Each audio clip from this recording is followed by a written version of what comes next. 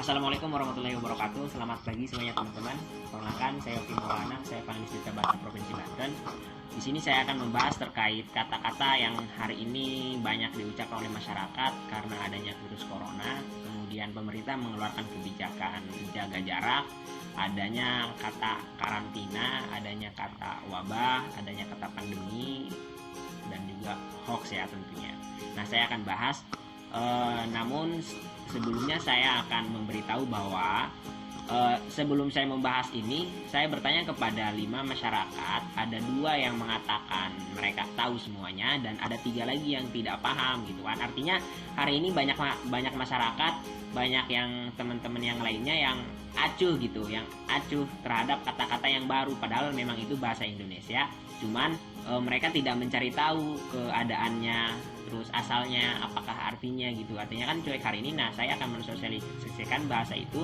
Apakah kata-kata itu termasuk ke dalam kata serapan, apakah kata itu termasuk ke dalam kata adopsi. Nah, saya akan bahas itu. Dalam Kamus Besar Bahasa Indonesia, karantina adalah tempat terpencil untuk mencegahnya terjadinya pelebaran wabah.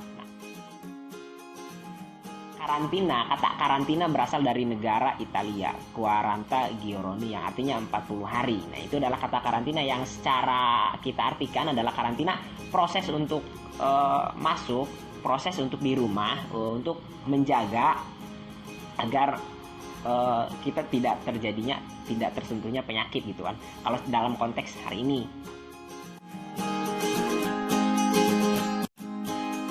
pandemi adalah wabah yang menyebar luasannya secara global, meliputi benua, negara gitu kan.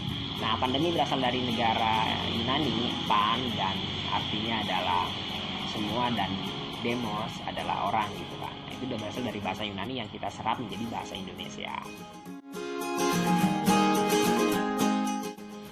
Wabah adalah penyakit menular. Kata wabah berasal dari bahasa Arab wabah, yang artinya penyakit menular. Nah, yang tadinya wabah, nah diserap sama bahasa Indonesia menjadi wabah.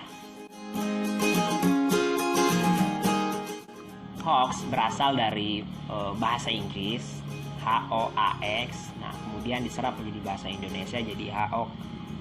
Nah, artinya adalah berita bohong, penyebaran berita yang tidak berdasarkan fakta, itu kan hoax.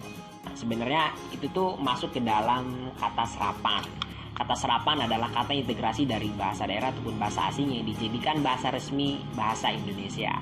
Kenapa kita melakukan kata serapan? Kenapa kita menggunakan kata serapan? Apakah Indonesia miskin kata? Apakah Indonesia kekurangan kata?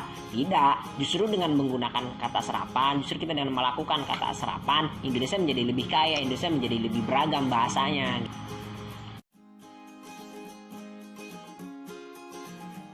Ada jenis kata serapan. Yang pertama, kata serapan berdasarkan asal bahasa. Yang kedua, kata serapan berdasarkan prosesnya.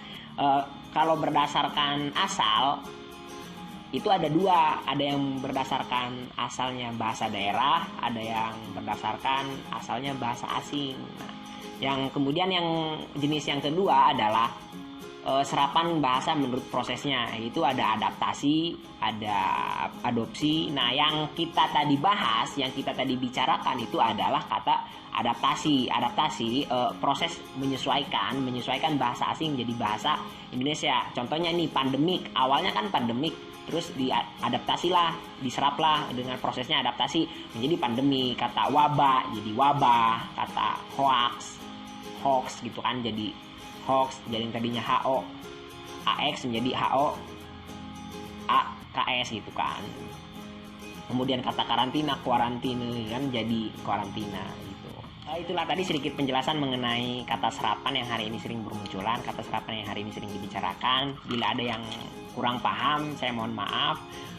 Terima kasih. Wassalamualaikum warahmatullahi wabarakatuh. Gunakan bahasa Indonesia, kuasai bahasa asing, lestarikan bahasa daerah.